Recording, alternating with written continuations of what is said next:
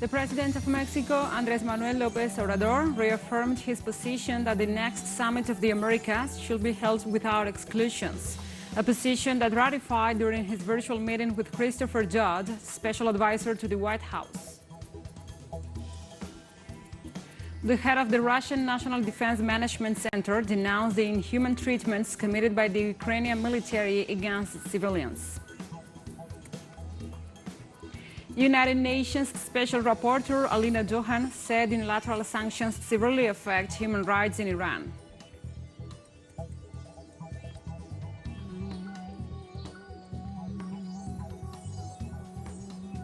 Hello, welcome to From the South. I'm your anchor, Gladys Quesada, from the Telesur studios in Caracas, Venezuela. We begin with the news. Stay with us.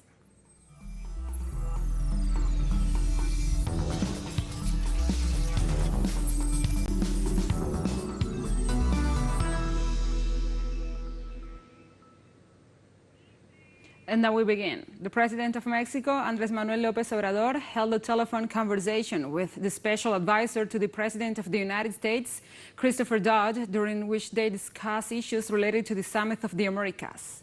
In this regard, Foreign Minister Marcelo Ebrard described the call as a friendly and added that Dodd was optimistic about the issue of not excluding countries of the region from the summit. The Mexican diplomat detailed that President López Obrador insisted on the rejection of not inviting the representations of Cuba, Nicaragua and Venezuela to the multilateral event. For his part, the U.S. official assured that he will give an answer on the matter in the next few hours.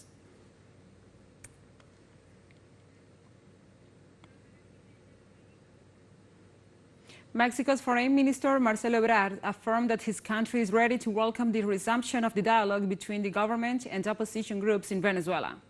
Marcelo Ebrard describes as very positive the announcement of the resumption of the dialogue between the government of Venezuela and the opposition sectors. The diplomat also assured that he will contribute to the success of the initiative. The previous negotiation process between the parties began in Mexico City in August 2021 and was suspended 2 months later due to the decision of the Venezuelan government after the extradition to the United States of Venezuelan diplomat Alex Saab from Cape Verde.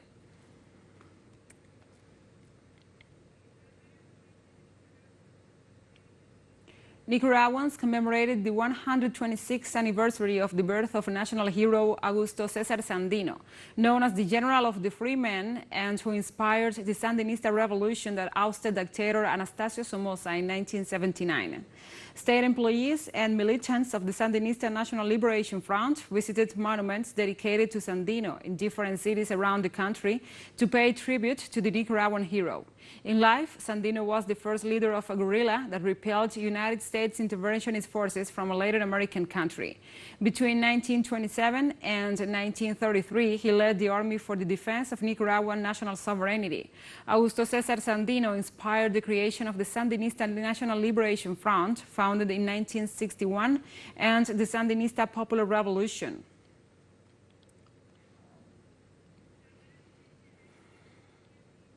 In Haiti, a bus carrying at least 20 passengers was hijacked by armed individuals in the town of Gros Morne in the Artibonite department located in the center of the country. According to national police, authorities in Port-au-Prince, a group of leaders and traders were returning from the public market in the city of Cuanaminthe, bordering the Dominican Republic. Police officers confirmed that the driver of the transport was already released, while the location of the passengers is still unknown. Kidnappings increased in the Caribbean nation due to the spiral of violence caused by gangs. According to media reports, in the first week of May alone, over a dozen kidnappings were recorded in the capital.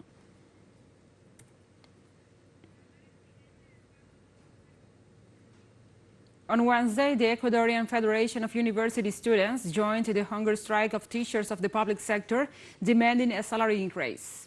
The leader of the Student Federation said that they joined the demonstration after some members of the university group accompanied the approximately 30 teachers who are demanding the implementation of a reform to the organic law of intercultural education.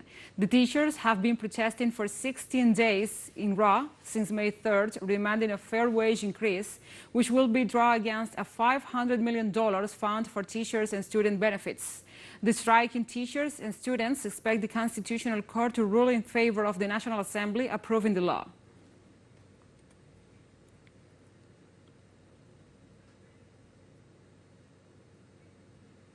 The Colombian prosecutor's office opened a preliminary inquiry against Registrar Alexander Vega for the Indra case, a company that provided the software for the elections. It has just been announced that the Colombian prosecutor's office opened a preliminary investigation on the national registrar, prompted by a complaint made against him by the alleged irregularities in contracts with the company Indra. The investigation is focused on the software used to give the total results of the elections, as well as for alleged links of Vega with his company. The inquiry is in its early stages so far. The registrar has not been summoned to give his statement.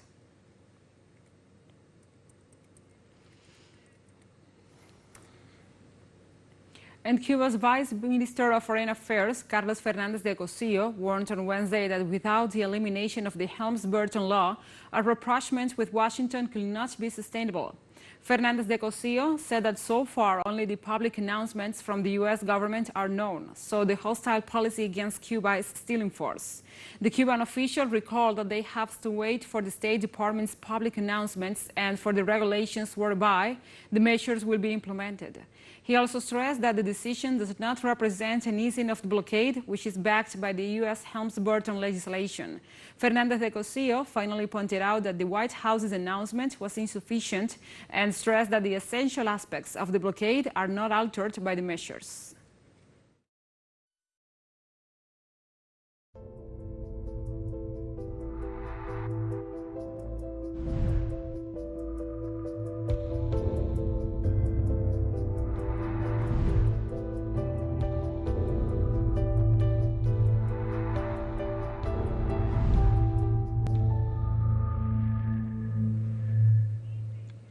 Now we move on to other topics. The Cuban Ministry of Public Health, after an analysis carried out jointly with several responsible entities, made the decision to assign the second booster of COVID-19 vaccine to persons aged 50 years or older. With the new age scheme, a little more than 4 million people will receive their booster dose, according to Dr. Ileana Morales, the Director of Science and Technological Innovation of MINSAP. On addressing the international situation, the expert pointed out that only 14 countries have more than 85% of their population vaccinated. 30 countries have less than 10% in this health condition, and there are 42 countries that have less than 20%. Another figure shared by Morales speaks for itself in the inequity. 95 countries of the total of 194 in the world have less than 50% of their population vaccinated.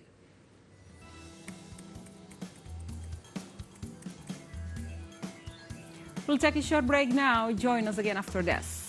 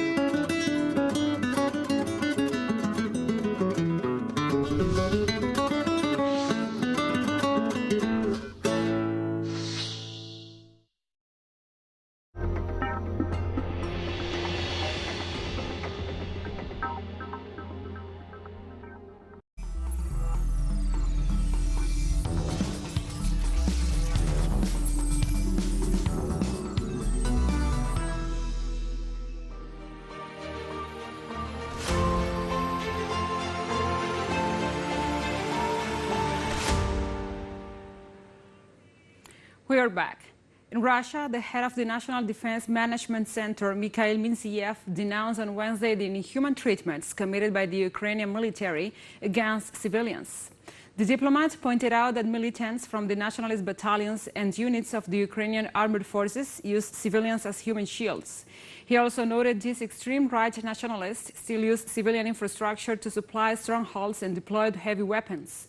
Minziev detailed that members of the Azov battalion occupied a school and a kindergarten in the Kharkiv region, where they held by force several civilians in the basements, including minors.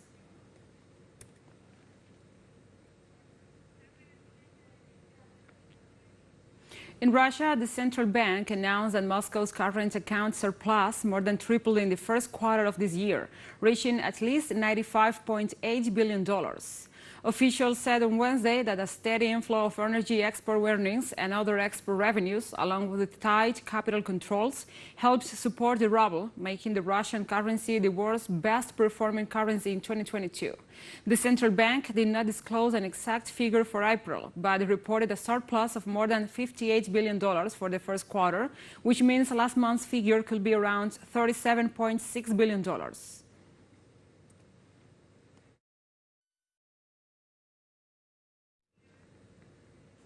And for the past 8 years, the mining town of Kirskov, west of Lugansk in the Donbass, has endured unrelenting shelling by Ukrainian forces, located a few kilometers away. Today, it remains part of the front line in the Russian special military operation launched in February.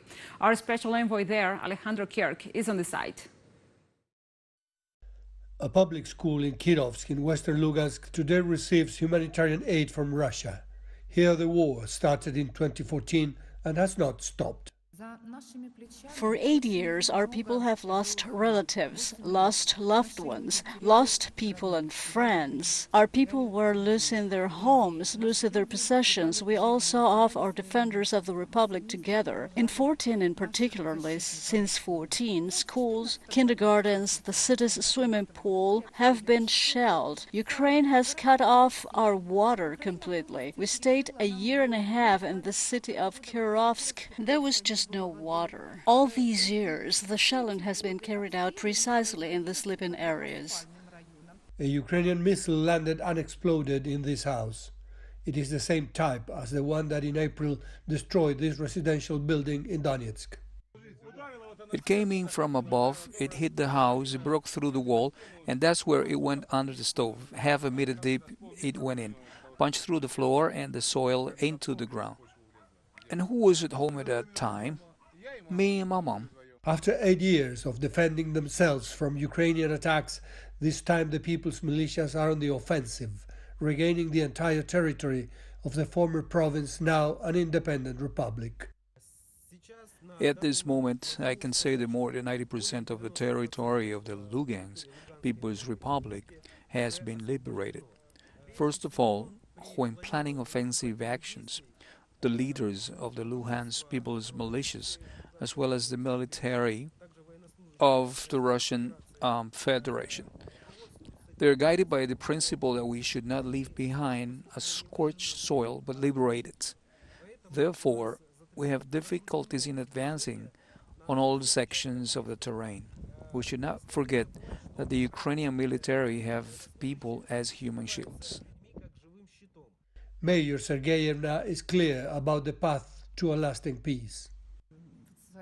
Nazism is not completely destroyed on the territory of Ukraine. We will probably never have peace because Nazism does not disappear on its own.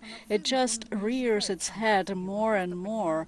Well, as a resident of Kirovsk, I can't even compare the brutality that was on the Ukrainian side against us in 2014 and the atrocities that they now create. Nazism, indeed, over these 8 years has grown. It seems to me it has generally enslaved Ukraine with its views, its atrocities. Well, I think until Nazism is completely destroyed, we won't have complete peace.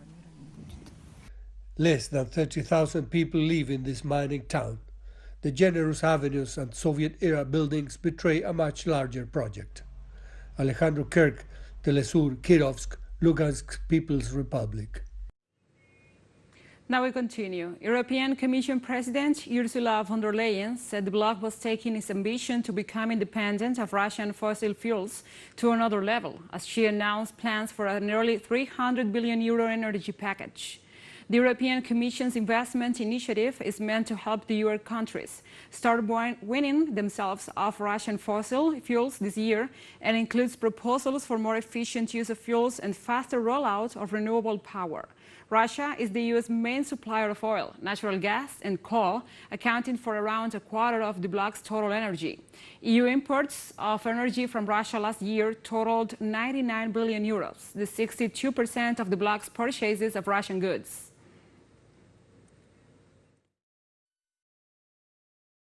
But today we're taking our ambition yet to another level to make sure that we become independent of Russian fossil fuels as quickly as possible. This whole approach is Repower EU. So Repower EU will help us to save more energy, to accelerate the phasing out of fossil fuel, and most importantly, to kickstart investments on a new scale.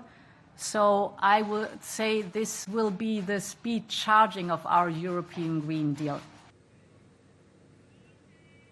And the President of the United States, Joe Biden, expressed his unconditional support for the eventual entry of Finland and Sweden into the North Atlantic Treaty Organization. The White House ratified its intention to extend the military alliance towards the border with Russia in spite of the Kremlin's warnings. Biden will receive on Thursday the Swedish Prime Minister Magdalena Andersson and the Finnish President Sauli Niinistö, and asserted that he hopes to work with his NATO allies to quickly integrate both countries to the bloc. The president said that while the membership applications are being considered, the United States will work with Finland and Sweden to remain vigilant to any threat to their common security and deter and respond to any aggression or threat of aggression.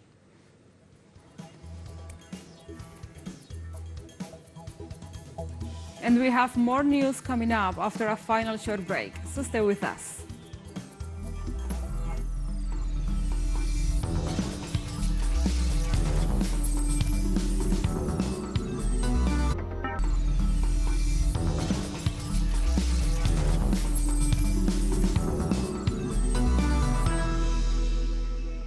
Welcome back.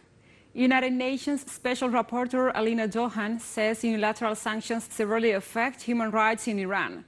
Johan made a statement at a press conference in the capital, Tehran. After the U.S. withdrawal from the JCPOA, the scope of sanctions imposed against Iran is much broader today than it was in the period 2010-2015. Human rights in Iran are severely affected by the use of unilateral sanctions. The most close to every single individual sphere is the sphere of health.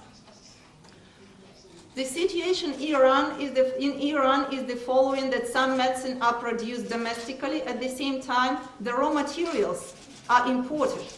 And then it comes the issue again of payments, deliveries, the quality of delivered raw materials. When it comes to the rare or severe diseases, there is no possibility to deliver them. And China firmly opposed the top United States naval officer's remarks on the Taiwan issue for violating the 3 joint communiques and interfering in China's internal affairs. Foreign Ministry spokesperson Wang Wenbin said on Wednesday. The U.S. side's remarks violate its commitment to China and interfere in China's internal affairs. China firmly opposes this. By going back on its words, the U.S. will not only damage its own image, but also pay a corresponding price. Breaking promises on the Taiwan issue is bound to be punished by history. We urge the U.S. side to strictly follow the One China principle and the provisions of the 3 China-U.S. joint communiques and implement its statement of not supporting Taiwan independence, so as not to seriously damage China-U.S. relations and peace and stability across the Taiwan Strait. And the Togolese government reopened its land borders with Ghana, Burkina Faso and Benin on Tuesday. The decision comes after 2 years of closure aimed at preventing the spread of the coronavirus. Travelers will only be required to produce a vaccination certificate to authorities. So far this month, Togo recorded only 32 cases and no fatalities due to COVID-19. Emphasizing the slowdown in infections, the government issued a statement on Monday announcing the reopening of the borders. The executive also said that the vaccination campaign, begun in March last year, should continue. It's been 2 years since I came to Lomé, so I saw that on Facebook that the border is open, and I came to see my families in Lomé. When I arrived, the immigration service received me pretty well. They checked my identity card and my vaccination record, and everything was really fine. The border reopened today, which is a great relief for us. Our activities will now resume. We thank the government for this decision, especially during this difficult period.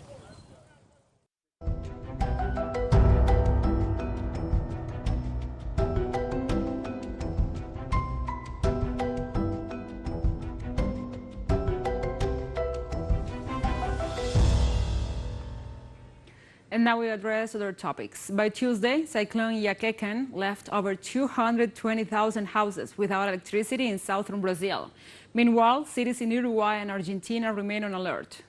The subtropical cyclone Iaquecan destroyed utility poles, trees, and downed electricity transmission cables in the Brazilian state of Rio Grande do Sul. Because of the storm, Brazil's National Meteorological Institute issued an alert for 400 cities. Where there may occur a windstorm, another 41 towns are said to be in great danger. In Uruguay, Iaquecan left one dead in Montevideo and wreaked havoc in Punta del Este with winds of up to 100 kilometers per hour. And in Argentina, authorities issued a yellow alert for the city of Buenos Aires and its surroundings.